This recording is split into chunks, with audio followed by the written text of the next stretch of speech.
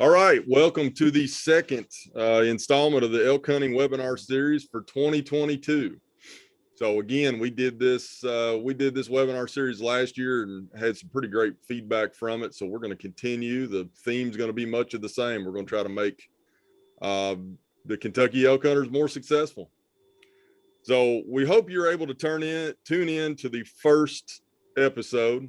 It's basically where Joe took us through the first steps to do after the draw. That's an important one. So if you're jumping on with us today, it might be worth hitting the pause button and checking up on that first video, just to we'll be talking about a couple things that we've described thoroughly in that first episode.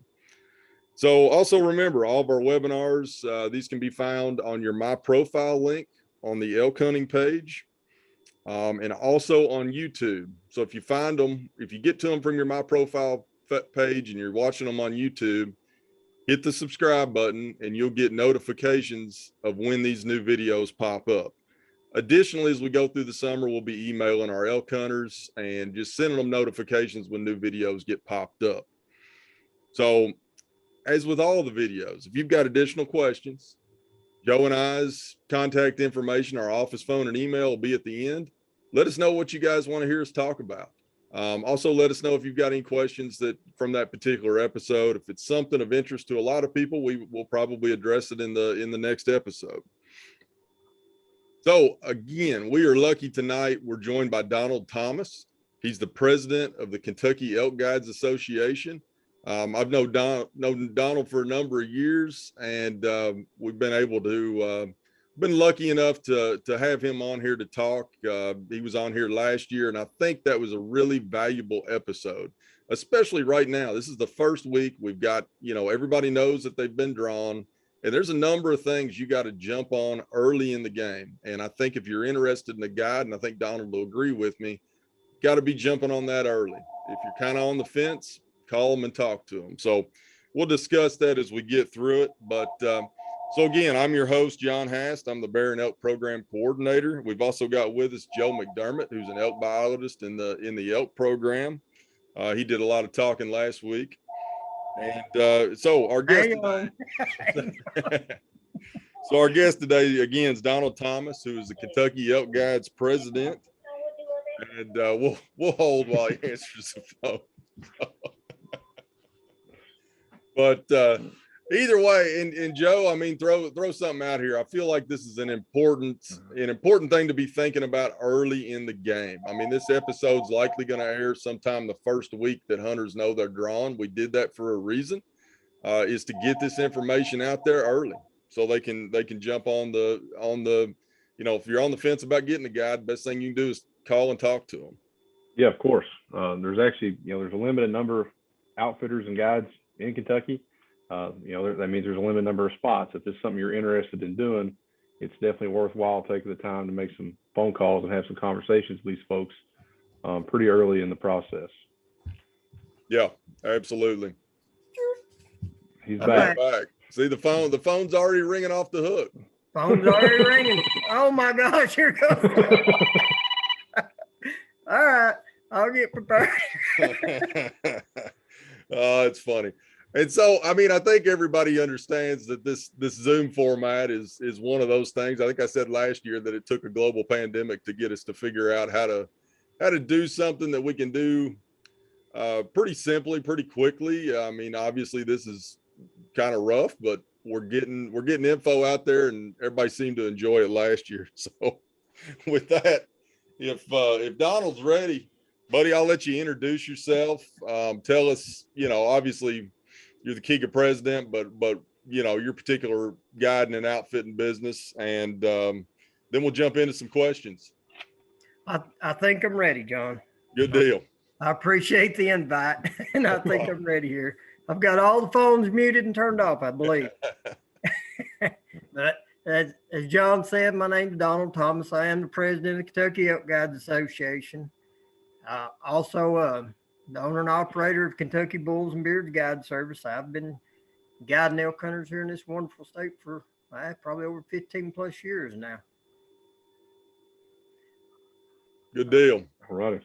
Well, if you're ready, we're just going to kind of pitch this back and forth. I know Joe and I both got a couple of questions for you and some stuff that's just come up kind of on our end of things that we think hunters would appreciate, more or less having cleared up, or at least having a discussion about. Fire away, gentlemen. I'm ready. Joe, I'll pitch it to you first. All right. So I guess what I want to start with is just give our hunters an understanding of what the Kentucky Elk Guide Association is. When was it formed? What are the major reasons behind its formation? And then what sets a KEGA member apart from like just any other guide or outfitter service out there? All right, Joe. KEGA was actually formed in January of 2019. There was some of us elder guides, you could say, that has done this for quite some while. We had decided to get together and try to form this guides association where we could offer quality professional guides to these hunters. That's our main goal right now, is to offer professionalism in this guide service to the hunters, and also for the conservation of this elk that we have in Kentucky. All righty. So I guess just to get started, because the biggest question I get the first 2 weeks, other than where can I find a 400-inch bull tied to a tree, is where do I actually find a list of KEGA members? Where can I go to find, who's available to help me with my elk hunt? All right. For that answer, you can go to the KEGA Facebook page, and on the top link, you can click on featured items. There's a Google document on there that will have an updated list of the guides that are members of KEGA. It may be updated monthly. We get new guides come in. We got a couple of new ones last year, but that's where you can primarily find that list. All right. And I think actually at the end of the episode, we'll try to have a screenshot up that'll show you guys where.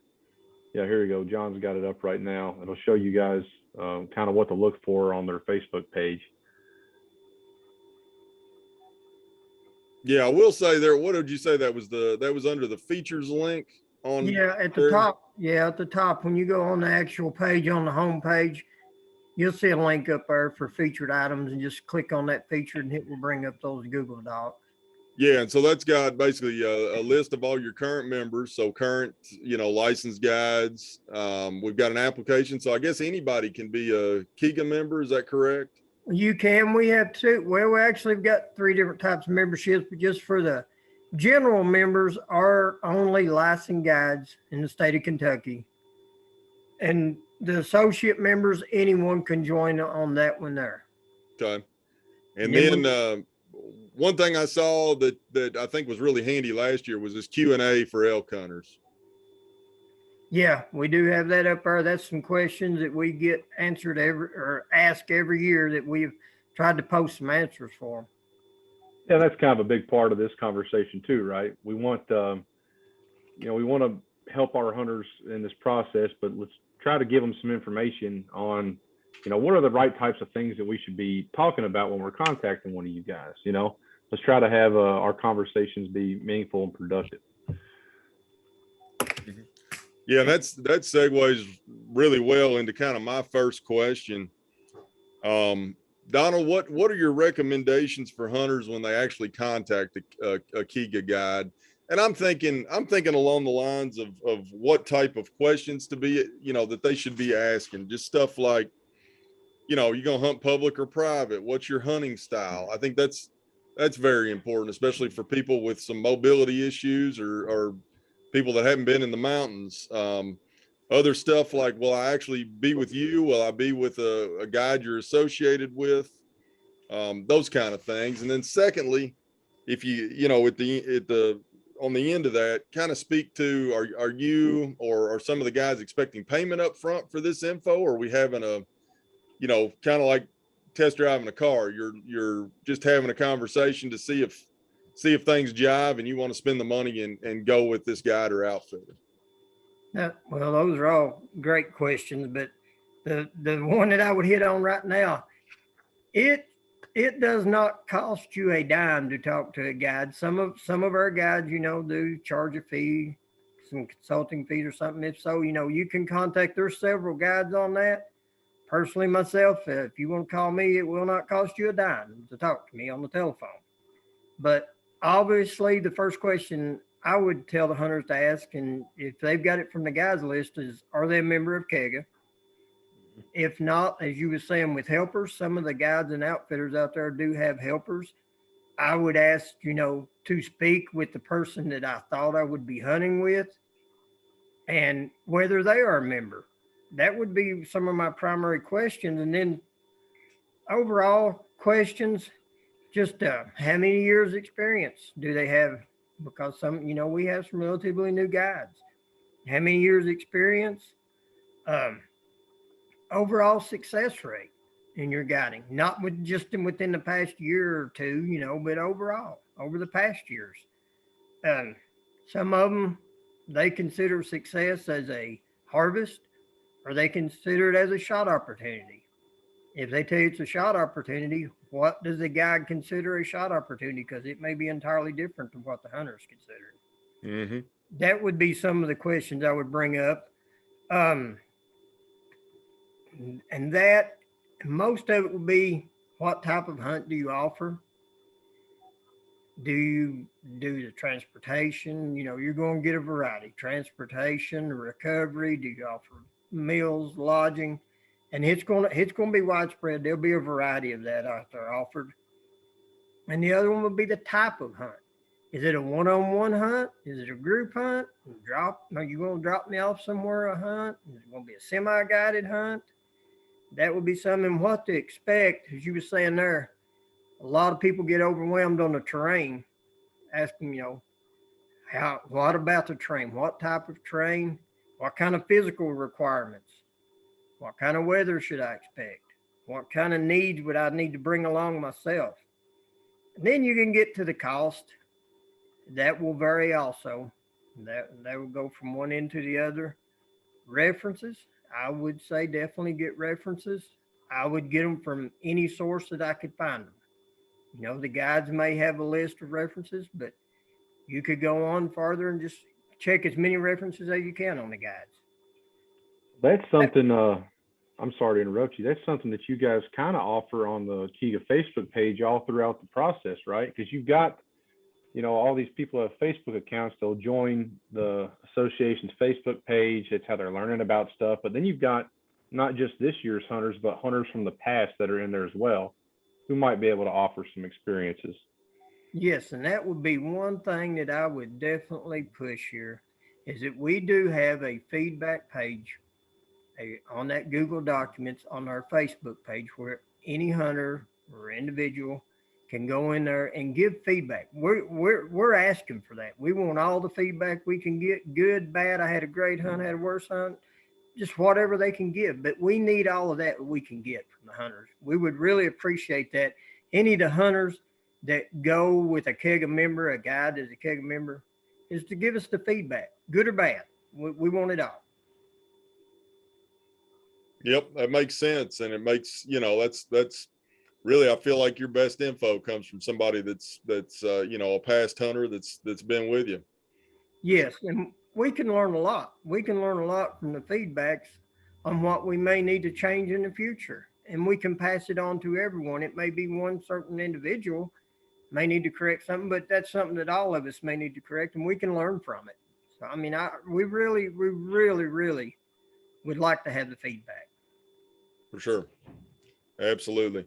So let's dig in just a little bit more about the services they can expect. And, one of the big things, I guess, when hunters called Joe and I, their seemingly number one concern for at least having a relationship with a guide and outfitter is actually getting that elk out of the woods. Just as, I think we both know that can be handled, but having that insurance policy, like I know that I'm going to have somebody with me that knows the mountains, that's going to be able to get a vehicle in there, get that elk out of the woods. And that's one thing I can kind of take off my mind.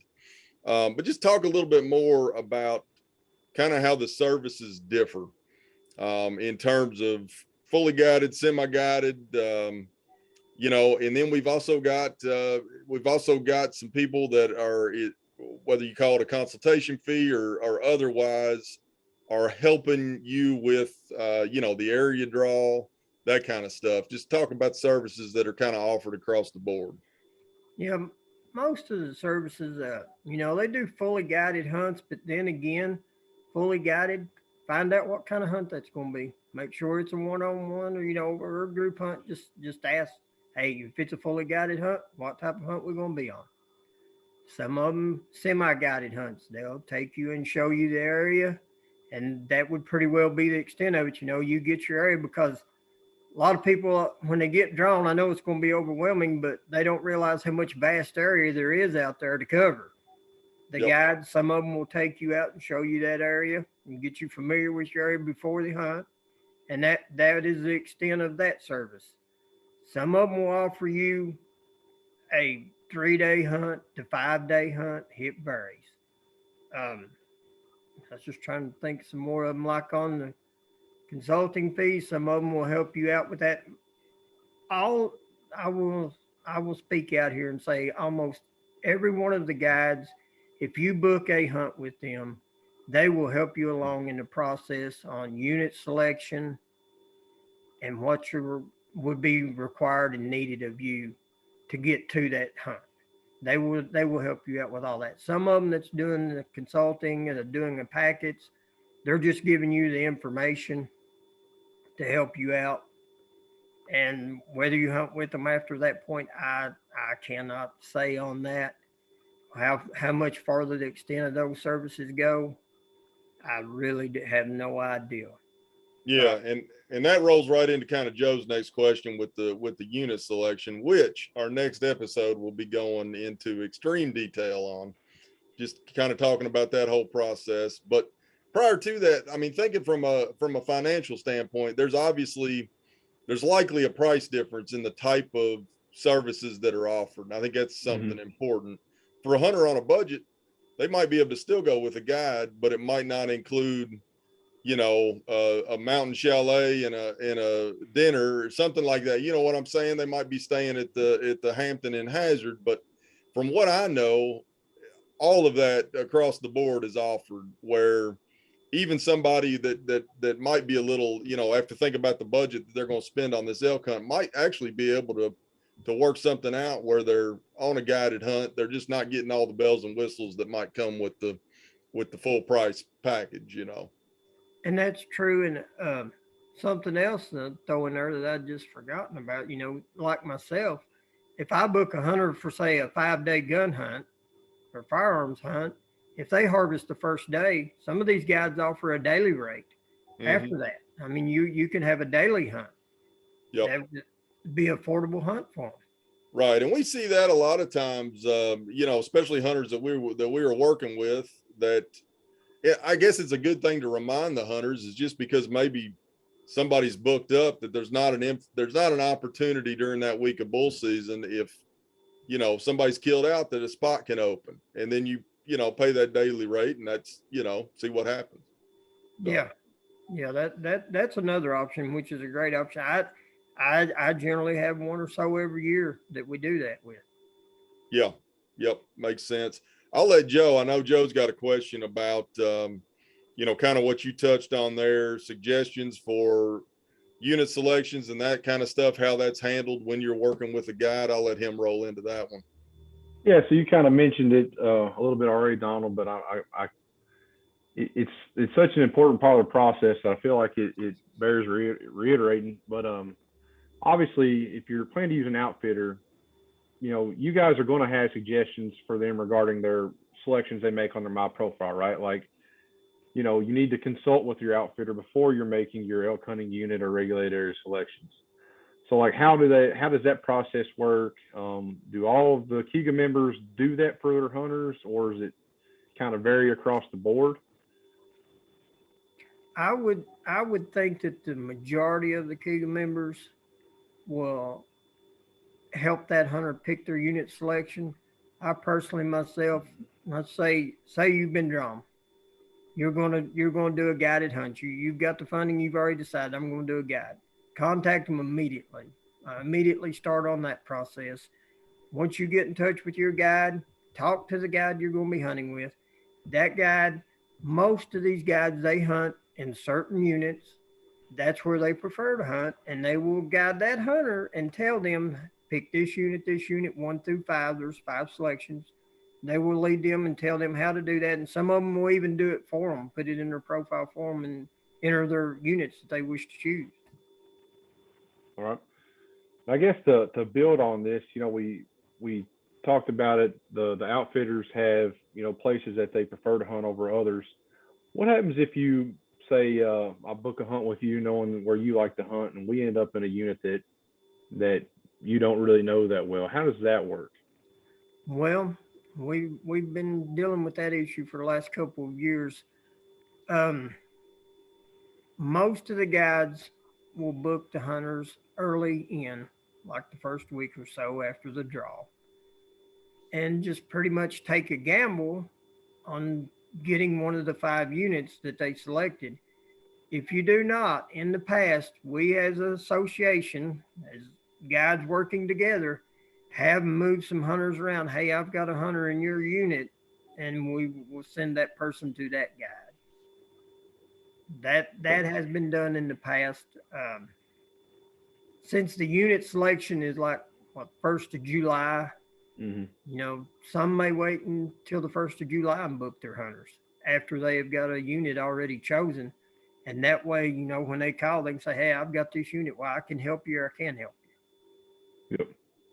Yep.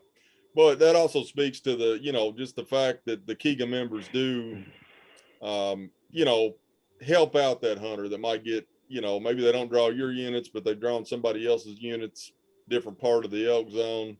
There is that interchange, and it always seems to work out just fine. Yeah. We all try to work together on that. Mm-hmm. Good deal. While we're thinking about it, before we take it a little bit further, I want to go back and think about, we're talking about the different services that people are offering. A question that I get quite often that I really don't have a good answer to give hunters is, what kind of rates can we expect, right? Like, I know it's going to be different if you're doing a 3-day hunt or a 5-day hunt or one-on-one, but a lot of people ask me, I've got an archery tag. How much is this going to cost me? Can you just give some general estimates maybe?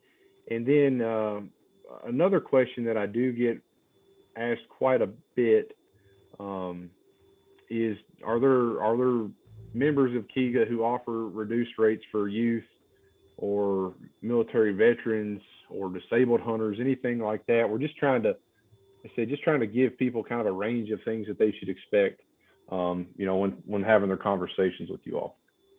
Well, Joe, they do offer some of that. On the average, from what I have seen, of course, you got to consider all the gas prices and stuff this year. I don't think anyone's had any price increases, but I'll give you an average. It's probably around $3,500, and that could be a bull or a cow, or is that just your general average? On average for a bull, and the cows are generally less than the bull hunts, some considerably, but just on a bull hunt, that would be a good average to start at, and then it would vary to what is being offered: lodging, meals, 3 days, 5 days, and it will be higher or lower, but that would be an average that I would start off at. And that's something I'll throw this in here that we get as guides. Everyone thinks, well, they're money hungry out, just making a killing off this. We have a lot of expenses: fuel, wear and tear on vehicles, liability insurance. Some of us that have leases, we've got leases. I mean, there is a lot of overhead in that. I just like to kind of put that out there. Oh, I think it's a great point to make, because, me, or, as a general hunter who's never been on a guided hunt, right? That's a big sticker shock at the beginning, but you start thinking about even, your own expenses while you go scouting or hunting. I took my dad on an elk hunt in Kentucky, 2016, I think it was. I had both the actuators blow out the front end of my truck. You know, like there's a lot of stuff that just happens. You know, it's a big expense. Oh yeah, I usually go through 2 sets of tires, 4 sets of brake shoes, and then some bearings and shocks and all. Every year, those haul roads will take care of a vehicle for you. But Yeah. I'll just kind of put it out there, even, you know, for the do-it-yourself hunter. I have had hunters in the past that come down, you know, you figure say you're 5-hour drive from your hunting area. You make several trips over here scouting, you get a motel, you spend your gas. I've had them in the past, you know, actually spend more than what the guide service would have cost them. And then they call you the last day. Hey, can you help me out here? So, I mean, there is a big expense in it either way. Yep. All right. I'm Well, with thank you. you for clarifying that. I said we didn't really get to touch on it, and I know it's something that's you know, worth you guys getting to talk about. Yeah. So I've got a question for you. And this is something that I think we're gonna, at least I would like to sort of harp on more through these webinar series, is just the expectations. So, you know, what should, number one, what should people expect? And then number two, what recommendations do you have for them that's going to make their hunt a more enjoyable experience when they get there? Expectations. I can tell you what I guarantee them myself. I guarantee them that we're going to hunt hard and they're going to sleep good at night. No, what they should do on some preparedness, honestly, and expectations when they come to the hunt. Bring a good attitude with you. Come to hunt. Don't, you know, it's not always all about the kill. Come and enjoy it. If you've never been over in the mountains in Eastern Kentucky, come and enjoy the scenery. I mean, make a good time out of it and have a good hunt. And something we run into quite regularly is physical demands. You know, prepare for this hunt, especially archery. Archery, you know, you may walk 10 miles a day over there in archery season, up and down mountains. A lot of people, if they've never been over in the eastern part of the state in the mountains, they get shocked when they get there. I mean, they're just like, oh no, I didn't even know Kentucky had this. Oh yeah. I can't tell you how many times I've heard people call them hills. So you walk to the top of it. I promise you it's a mountain. And that's definitely, we're going to have a webinar episode on just some physical fitness. And I'll throw this out there. So Joe and I have applied for some elk units in Colorado, and we were busy and a little bit behind the curve and ended up applying for a unit that's mostly at 10,000 feet. So for all the hunters out there that are going to be trying to get in gear to come hike, Joe and I are going to be doing the same thing, because this, and it'll be very, it's similar preparation. I mean, there is nothing steeper, especially those areas that you hunt down there. It's a hill, but it's a hill that is on about an 89-degree angle, and you'll be hunting elk right on the side of it. So I think, and I definitely appreciate the fact you keyed on the positive attitude. I mean, I like to think my attitude's positive, but some of the least positive times in my life have been on a hunting adventure.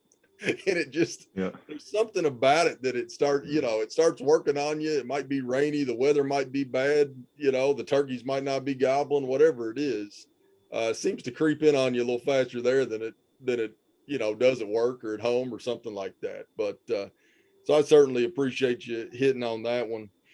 So one of the things that we're also going to try to highlight, and we've got a really good episode coming up, talking about archery hunting specifically, but just, kind of the theme of these first couple episodes is, here's stuff you've really got to start thinking about now.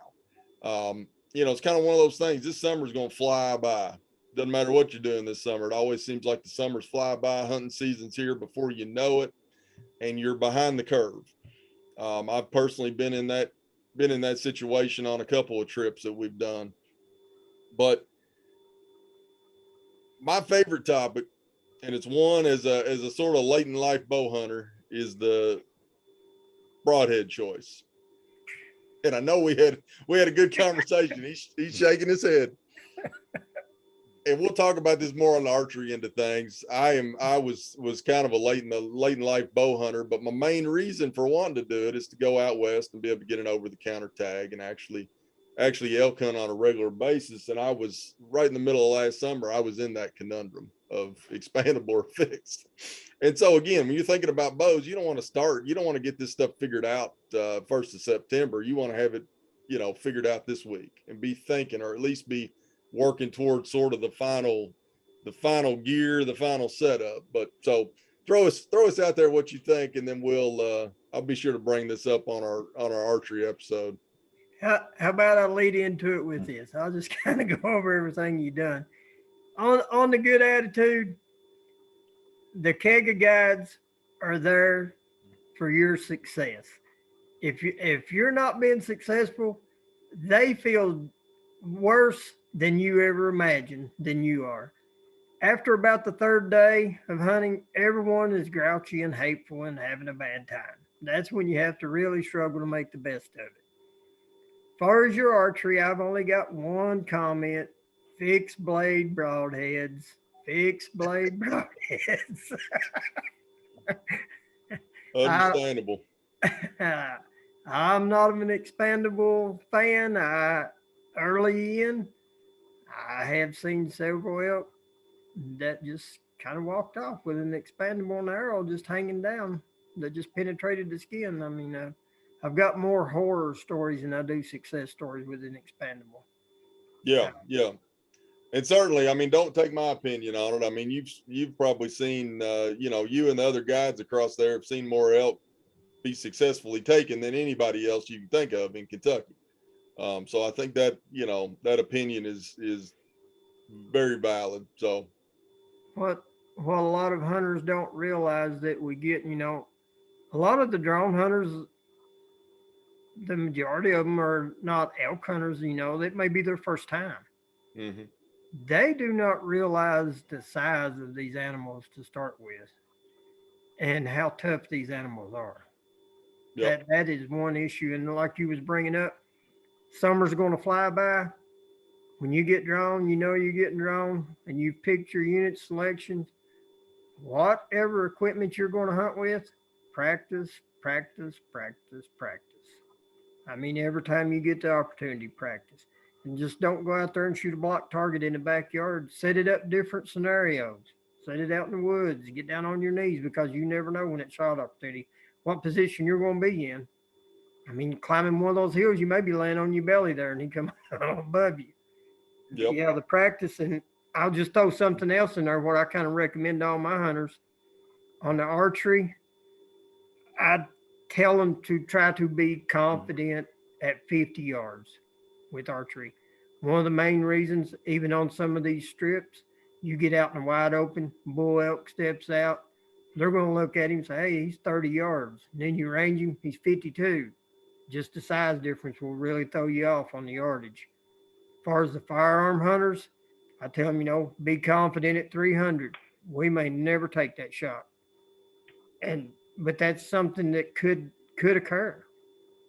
But what you get a lot of is your yardage distance, especially in the open on the strips. I play a game with a lot of my hunters. We'll be out there, and then for rifle hunting, I'll say, you see that rock over there? How far is that?